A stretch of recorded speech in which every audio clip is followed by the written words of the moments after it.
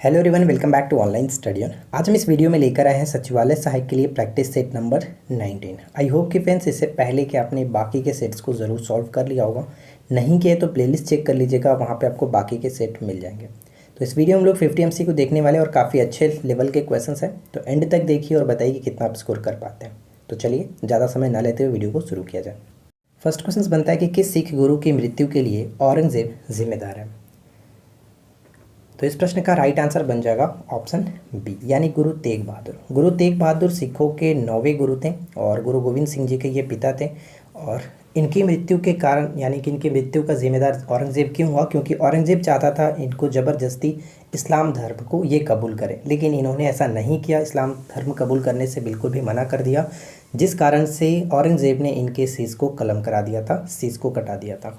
तो correct answer यहाँ पे हो जाएगा ऑप्शन बी, गुरु तेग बहादुर। ठीक है, इनको हम लोग जैसे कि हिंद के चादर के रूप में भी जानते हैं, गुरु तेग बहादुर जी को। ध्यान रखिएगा, बकलादा बाबा के नाम से भी इनको जाना जाता है। अगला प्रश्न है कि किस काल में चौखंडी स्तूप मूल रूप से सीढ़ीदार मंदिर के रूप में बनाया गया था, यानी चौखंडी स्तूप किस काल में बनाया गया था। तो चौखंडी स्तूप पड़ता कहाँ पे, उत्तर प्रदेश के सारनाथ में स्थित है और ये गुप्त काल में बनाया गया था। ऑप्शन ए करेक्ट आंसर बन जाएगा। दिल्ली में निम्नलिखित में से किस किले को बड़ा दरवाजा के नाम से जाना जाता है। दिल्ली में स्थित निम्नलिखित में से किस किले को बड़ा दरवाजा के नाम से जाना जाता है। तो ऑप्शन डी होगा राइट आंसर, पुराना किला, जिसे शेरशाह सूरी ने बनवाया था, पुराना किला। यूनेस्को के अनुसार कौन सी गुफा बौद्ध धार्मिक कला की उत्कृष्ट कृति है जिन्होंने भारतीय कला को प्रभावित किया, जिन्होंने भारतीय कला को प्रभावित किया।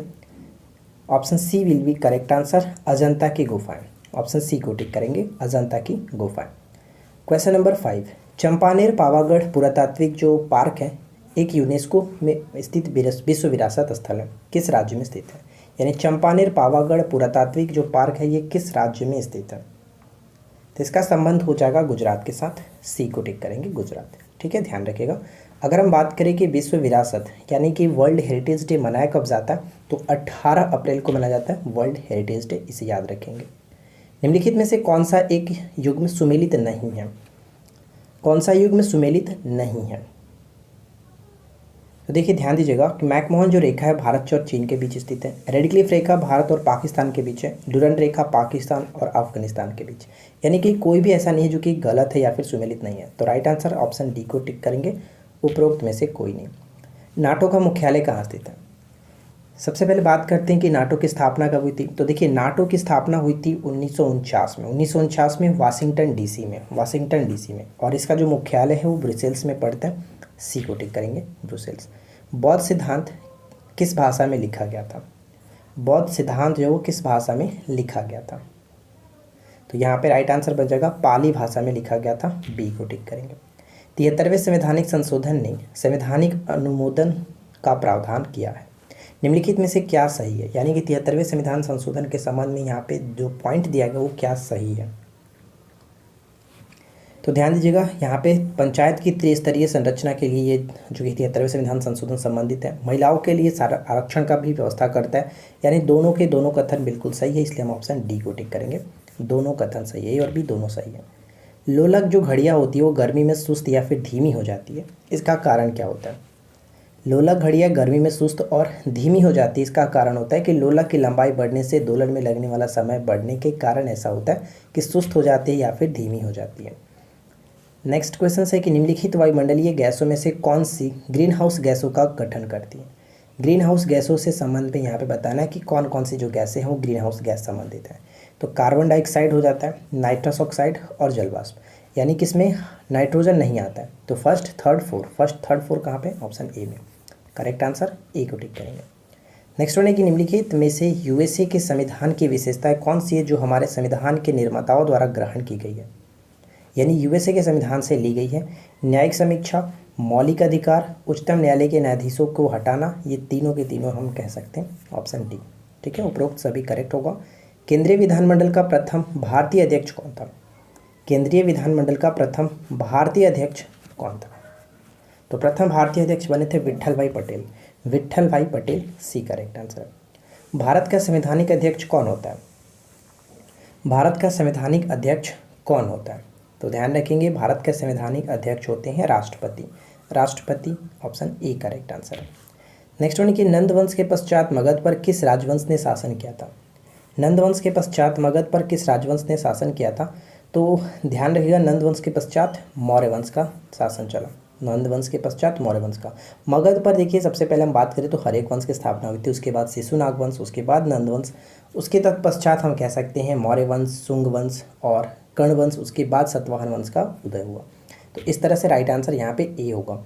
निम्नलिखित में से कौन सा देश हॉर्न ऑफ अफ्रीका के क्षेत्र में स्थित है। हॉर्न ऑफ अफ्रीका के अंतर्गत बताइए कि कौन से देश आते हैं। तो हॉर्न ऑफ अफ्रीका के अंतर्गत सोमालिया, इरिट्रिया, इथियोपिया और जिबूती, चारों के चारों आएंगे। डी को टिक करेंगे, चारों के चारों बिल्कुल सही हैं। भारत छोड़ो प्रस्ताव पारित होने के बाद गांधी जी को कैद किया गया था कहाँ पर। भारत छोड़ो जो प्रस्ताव है इसको पारित होने के पश्चात गांधी जी को कैद किया गया था आगा खां पैलेस में। कहाँ पड़ता है, पुणे में, ठीक है, आगा खां पैलेस पुणे में। द्वितीय गोलमेज सम्मेलन किस प्रश्न पर असफल रहा। द्वितीय गोलमेज सम्मेलन किस प्रश्न पर असफल रहा। तो यहाँ पे राइट आंसर बन जाएगा ऑप्शन ए, सांप्रदायिक प्रतिनिधित्व। सांप्रदायिक प्रतिनिधित्व। 1938 में भारतीय राष्ट्रीय कांग्रेस के अध्यक्ष निर्वाचित हुए थे। 1938 में भारतीय राष्ट्रीय कांग्रेस के अध्यक्ष निर्वाचित हुए थे कौन। तो ऑप्शन बी, सुभाष चंद्र बोस, ठीक है, सुभाष चंद्र बोस, ऑप्शन बी को टिक करेंगे। अच्छा, कमेंट करके बता सकते हैं कि ये कहाँ की अधिवेशन थी 1938 का। 1938 का अधिवेशन कहाँ का था बताइएगा कमेंट करके। संत कबीर के सम्मान में मगहर महोत्सव प्रारंभ किया गया था कब। मगहर महोत्सव का जो स्टार्टिंग हुआ था कब हुआ था, 1990 से। 1990 से, ऑप्शन बी। नाग का प्रथम परीक्षण भी किया गया था 1990 में। साथ ही साथ यूएनडीपी ने प्रथम जो यूएनडीपी के द्वारा मानव विकास सूचकांक जारी किया था, पहली बार 1990 में ही जारी किया गया था। और साथ ही साथ जो सिडबी है, सिडबी बैंक जिसका मुख्यालय लखनऊ में है, तो उसकी स्थापना भी 1990 में ही की गई थी। निम्नलिखित राजवंशों में से किसका उल्लेख संगम साहित्य में नहीं है। संगम साहित्य में नहीं हुआ है तो यहाँ पे चेर, चोल, पांडे का हुआ है लेकिन कदम का नहीं हुआ है, तो इसलिए यहाँ पे ऑप्शन ए करेक्ट बन जाता है। बुद्धि का केंद्र स्थित होता है, बताइए कि बुद्धि का जो केंद्र होता है वो कहाँ स्थित होता है। बुद्धि का केंद्र स्थित है प्रमस्तिष्क में। प्रमस्तिष्क जिसको हम लोग सेरिब्रम कहते हैं और ये मस्तिष्क का सबसे बड़ा हिस्सा होता है, ऑप्शन ए प्रमस्तिष्क। कुतुबुद्दीन ऐबक की राजधानी थी। कुतुबुद्दीन ऐबक की राजधानी क्या थी। कुतुबुद्दीन ऐबक मामलुक वंश या फिर गुलाम वंश के संस्थापक के रूप में इनको जाना जाता है और इनकी जो राजधानी थी लाहौर में थी। लाहौर में लाख बख्श के नाम से इनको जाना गया क्योंकि ये लाखों के दान करते थे, जिसके कारण इनको लाख बख्श के नाम से भी जाना गया। 2.5 दिन का झोपड़ा भी इन्होंने बनाया था। कांग्रेस के किस अधिवेशन में पहली बार कांग्रेस द्वारा मौलिक अधिकारों और राष्ट्रीय आर्थिक कार्यक्रमों से संबंधित प्रस्ताव पारित किए गए थे। किसमें किया गया था, तो ये कराची अधिवेशन 1931 में किया गया था। कराची अधिवेशन 1931 जिसकी अध्यक्षता सरदार वल्लभ भाई पटेल ने की थी और सरदार वल्लभ भाई पटेल की वो पहली और एकमात्र अध्यक्षता थी। 1938 ईस्वी के अंत में भारतीय राष्ट्रीय कांग्रेस के अनुरोध पर जो राष्ट्रीय योजना समिति बनाई गई थी उसके अध्यक्ष कौन थे। तो 1938 में सुभाष चंद्र बोस के नेतृत्व में ये राष्ट्रीय योजना समिति बनाई गई थी जिसके अध्यक्ष बनाया गया था जवाहरलाल नेहरू को। जवाहरलाल नेहरू को। अगला प्रश्न है कि ब्रिटिश नागरिकों को सर्वप्रथम किस वर्ष भारत में भूमि खरीदने और बसने की अनुमति मिली थी। किस वर्ष भारत में बसने और भूमि खरीदने की अनुमति मिली थी। 1833 में। जल में वायु का बुलबुला जिसकी भांति व्यवहार करेगा वह कौन है। जल में वायु का बुलबुला जो है वो किसकी भांति व्यवहार करता है, अवतल लेंस की भांति। अवतल लेंस की भांति। पश्चिमी भारत में सांस्कृतिक पुनर्जागरण का अग्रदूत किसे माना जाता है। पश्चिमी भारत में सांस्कृतिक पुनर्जागरण का अग्रदूत किसे माना जाता है, एमजी रनाडे को। एमजी रनाडे को। कोबाल्ट 60 आमतौर पर विकिरण चिकित्सा में प्रयुक्त होता है क्योंकि यह उत्सर्जित करता है। कोबाल्ट 60 आमतौर पर विकिरण चिकित्सा में प्रयुक्त होता है क्योंकि यह उत्सर्जित करता है गामा किरण को। गामा किरण, सी बिल्कुल सही आंसर होगा। हीरे का एक कैरेट कितने के बराबर होता है। हीरे का एक कैरेट बराबर होता है किसके, 200 mg के बराबर होता है। 200 mg के बराबर होता है। फ्रेंड्स, अगर आपको ये वीडियो पसंद आ रही है तो प्लीज़ वीडियो को लाइक ज़रूर कर दीजिएगा और चैनल को सब्सक्राइब किए बिना कोई नहीं जाएगा। सब्सक्राइब करके नोटिफिकेशन बेल आइकन को ऑल पे सेट कर लीजिए। मोहम्मद गौरी के जिस सेनापति ने बिहार विजय, बंगाल विजय और असम पर आक्रमण किया था, बताइए वो कौन था। वो कौन था, तो नासिरुद्दीन कुबाचा। Nasiruddin Qubacha, option C. अश्व यदि एकाएक चलना प्रारंभ करते तो अश्वरोही के गिरने की आशंका का कारण क्या है। यानी रुका हुआ अगर घोड़ा है अचानक चलना स्टार्ट करते तो उस पर बैठा हुआ जो अश्वरोही होगा उसके गिरने की चांसेस ज़्यादा होती है। तो इसका कारण क्या होता है, विराम जड़त्व। विराम जड़त्व है, ऑप्शन सी। अगला प्रश्न है कि पुस्तक the story of the integration of the Indian states किसने लिखी है? The story of the integration of the Indian states किसने लिखा है? तो ये लिखा गया बीपी मेनन के द्वारा, बीपी मेनन, ऑप्शन डी। जड़ें विकसित होती हैं, जड़ें विकसित होती हैं, तो ध्यान रहेगा जड़ें विकसित होती हैं किसके द्वारा? मूलांकुर से, मूलांकुर से, ऑप्शन बी। अलाउद्दीन खिलजी ने किसके कहने पर सिकंदर महान के समान विश्व विजय की योजना को त्याग कर दिया था? विश्व विजय की योजना को त्याग कर दिया था किसके कहने पर? उलाउल मुल्क के कहने पर, उलाउल मुल्क, ऑप्शन ए। नेक्स्ट वन है कि भारत एक गणतंत्र है जिसका अर्थ क्या होता है? भारत एक गणतंत्र है जिसका अर्थ क्या होता है? तो ध्यान रखेंगे भारत एक गणतंत्र है जिसका अर्थ होता है भारत में वंशानुगत शासन नहीं है, वंशानुगत शासन नहीं है, सी विल बी राइट आंसर। सोनार अधिकांशतः प्रयोग में लाया जाता है, सोनार अधिकांशतः प्रयोग में लाया जाता है किसके द्वारा? तो सोनार का अधिकतर प्रयोग नौ संचालकों के द्वारा किया जाता है, डी। कोशिका को एक निश्चित रूप प्रदान करता है कौन? कोशिका को एक निश्चित रूप प्रदान करती है कौन? तो कोशिका भित्ति, कोशिका भित्ति, ऑप्शन बी। क्रोमेटोग्राफी की तकनीक का प्रयोग किया जाता है, क्रोमेटोग्राफी की तकनीक का प्रयोग किया जाता है, बताइए। तो इस तकनीक का प्रयोग एक मिश्रण से पदार्थों को अलग करने के लिए किया जाता है, यानी बी बिल्कुल सही आंसर होगा। लार में निम्नलिखित में से कौन सा एंजाइम पाया जाता है? लार में निम्नलिखित में से कौन सा एंजाइम पाया जाता है? तो ध्यान रखेंगे लार में मुख्यतः दो प्रकार के एंजाइम देखने को मिलता है, जो कि हम लोग यहाँ पे टाइलिन और लाइसोजाइम के रूप में जानते हैं। तो टाइलिन यहाँ पे बिल्कुल सही आंसर बन जाएगा, डी। हिंदू विधि की एक प्रसिद्ध पुस्तक दैवभाग के रचयिता कौन थे? तो मैंने आपको कल पुस्तक और लेखक के संबंध में जो कि एक वीडियो बनाया था पार्ट 1 करके, तो उसमें आपको बताया गया था कि दैवभाग के रचयिता कौन थे? जीमूतवाहन, जीमूतवाहन यहाँ पे बिल्कुल सही होगा, सी को टिक करेंगे। पुष्यमित्र शुंग का शासन कब प्रारंभ हुआ था? पुष्यमित्र शुंग का शासन कब प्रारंभ हुआ था? तो इनका शासन प्रारंभ हुआ 185 ईसा पूर्व में, 185 ईसा पूर्व में।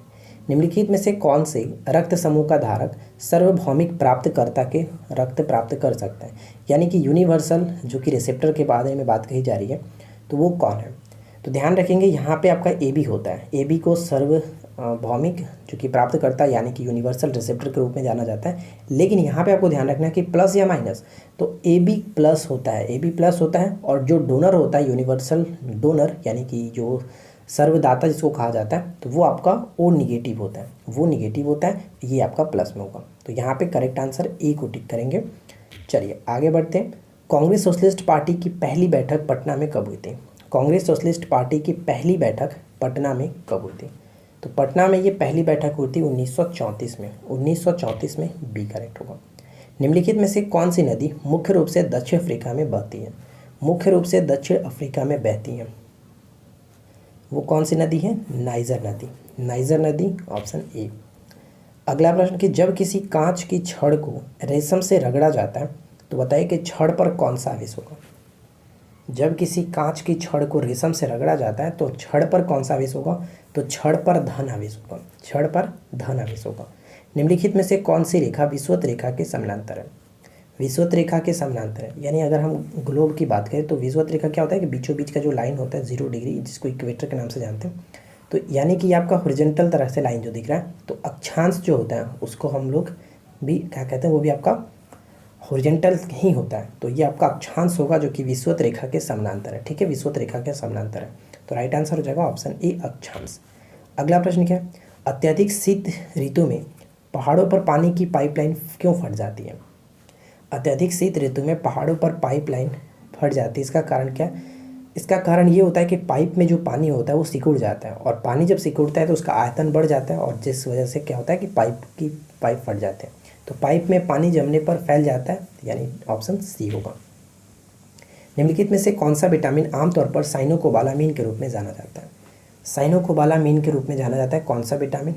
तो विटामिन यहाँ पे B12 बिल्कुल सही होगा, ऑप्शन डी को टिक करेंगे। और एक चीज़ क्वेश्चन ये भी पूछा जाता है कि ईस्ट में कौन सा विटामिन होता है? तो ईस्ट में भी आपका B12 ही होता है, ये भी याद रखिएगा। अगला प्रश्न जो कि इस वीडियो का आखिरी क्वेश्चन है, भारत में जूट सबसे अधिक कहाँ होता है? भारत में जूट जो कि सबसे अधिक कहाँ पे होता है?